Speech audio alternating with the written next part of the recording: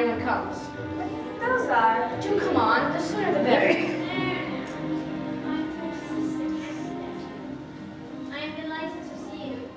2 children are just what I wanted. Please, Mr. Catchley, I have to get home. Will you let us out, please?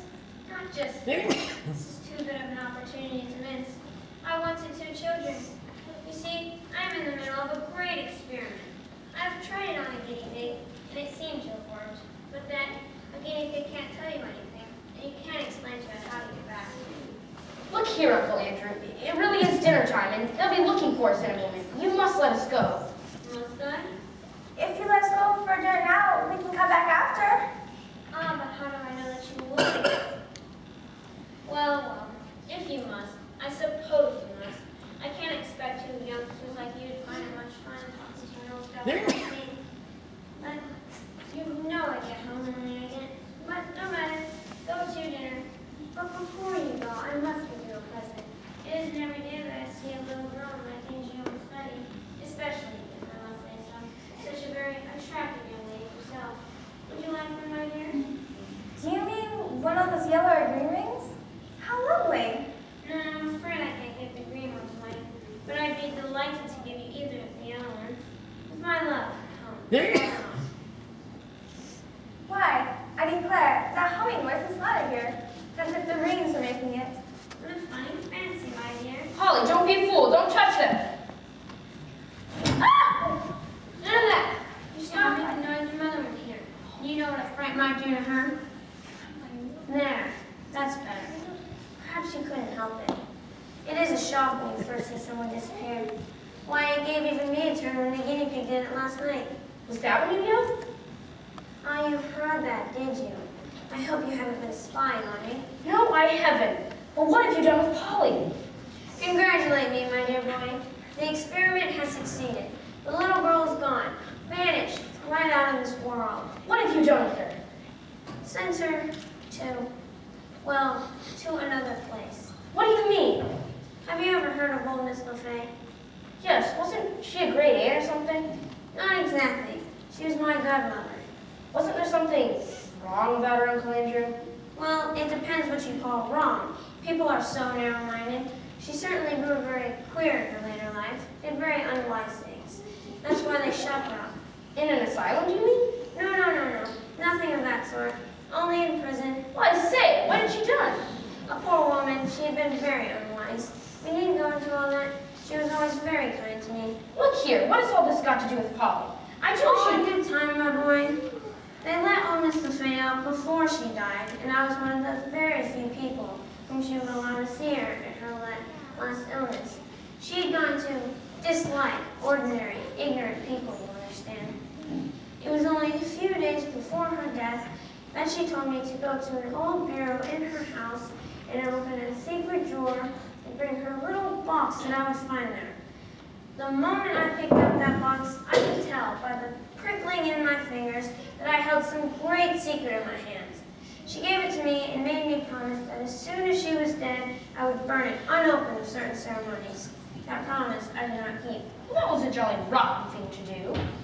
Right now, I see. You mean to tell me that little boys are to keep their promises? Very true. Most right and proper, I'm sure. And I'm very glad you've been taught to do so.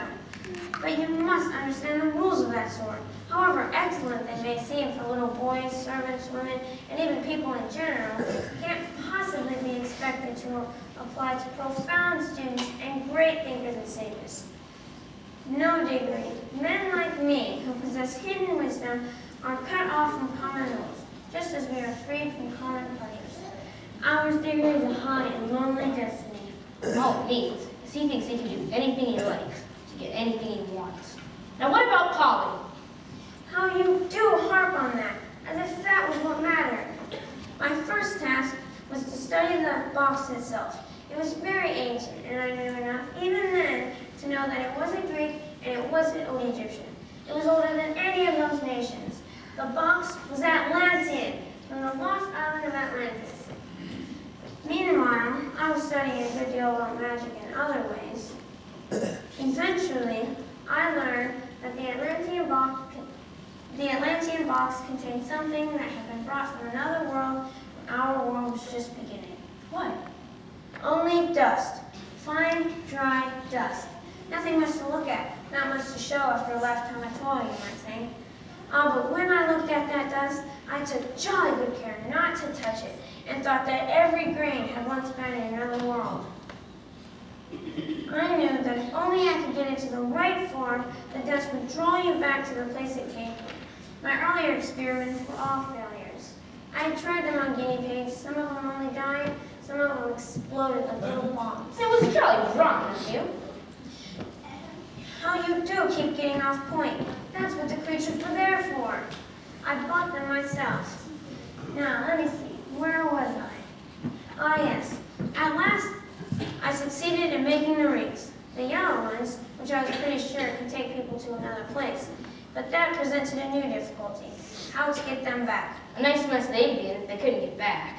You will keep looking at everything from the wrong point of view, won't you?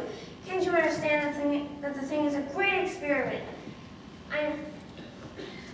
The whole point of sending anyone to the other place is that I want to find out what it's like. Then why didn't you go there yourself? Me? Me? The boy must be mad. Man, in my time of life and in my state of health, to risk the danger and shock of being flung suddenly to a different universe. Never heard of anything so preposterous in my life. You And realize I suppose you sent Polly in with them. All I can say, even if you are my uncle, is that you behaved like a coward, sending a girl to a place you're too afraid to go yourself. Silence, sir. I will not be talked to like that by a little dirty schoolboy. I am a great scholar, the great magician doing the experiment.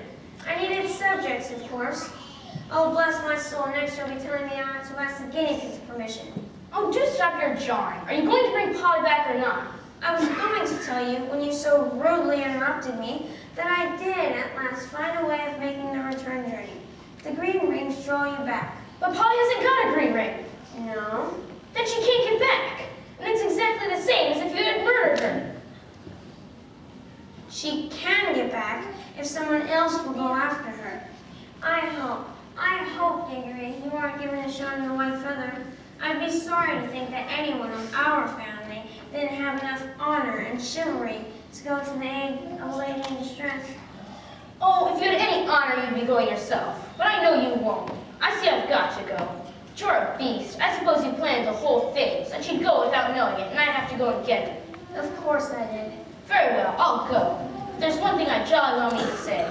First, I didn't believe in magic until today. I see now it's real.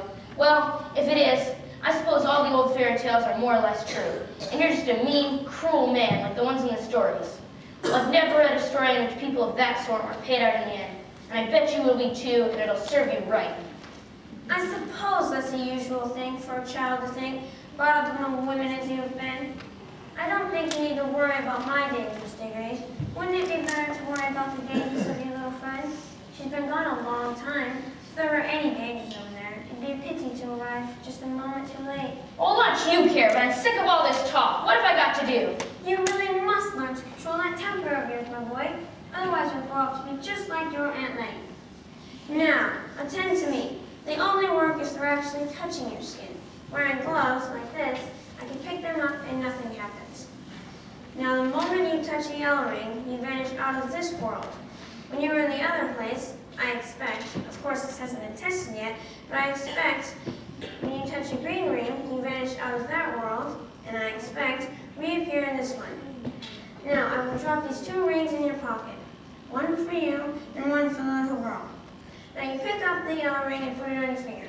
I should put it on for you. You'll be less likely to drop it that way. Look here. What about Mother? Supposing she asks where I am. The sooner you go, the sooner you'll be back. But you don't really know whether I can get back. Very well then, just as you please. Go down, have your dinner, leave the little girl. Oh, by gum, I wish I could punch your head.